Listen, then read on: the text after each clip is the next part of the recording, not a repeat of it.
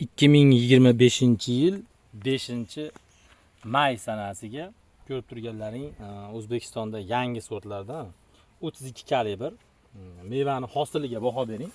Hali pishgan yo'q, pishish davriga yana 10 kun bor do'stlar. Bu yangi sort. Mana e'tibor berib ko'rishlaring mumkin. Endi og'irligini ko'ramiz. 10 kundan keyingi holat pishish davriga kelishni boshladi. Mana mevani og'irligi e'tibor berib ko'rishlaring mumkin. 12 gram. Mana bunisini ham ko'ramiz. 12 gram mana e'tibor berib ko'rishlaring mumkin. Mana bunisi ham 12 gram.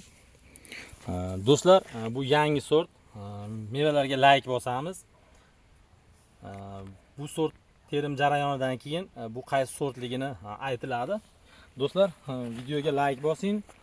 Qani sizlardan ham xuddi shunaqa giloslarni kalibri yirigini kutib qolaman. Bu barcha O'zbekiston Respublikasida shu giloschilik sanoatida shug'ullanadigan agronom bolalarga qani kim eng yirik gilosni qo'yib bizga javob qaytarar ekan, challenge kutaman.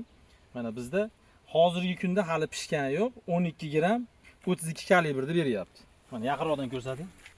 Hisob ko'ring, 30 32 qilib ko'rsating. Mana 32, mana 30 larga ham soling. 30 larga. 30 larga.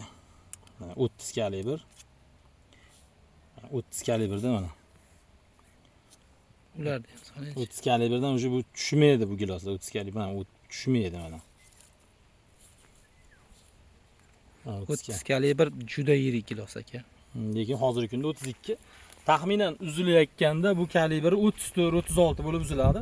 Sizlardan javob kutaman. Videoga, mehnatlarga bittadan like bosamiz, podpiska bo'lib qo'ying. Bundan qiziq video hali oldinda bo'ladi. Do'stlar, salomat bo'lasizlar. Gilosni olganiga baho berasiz. Shunaqa quyib oladi, lekin hammasini kalibrini yetishtiradi. Buni kuzgi mavsumga ko'chatlarga yetishtirib qo'yganmiz zakaz qilish uchun.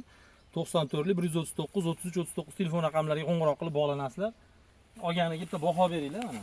Hali bular xom. Giloslar mana xom.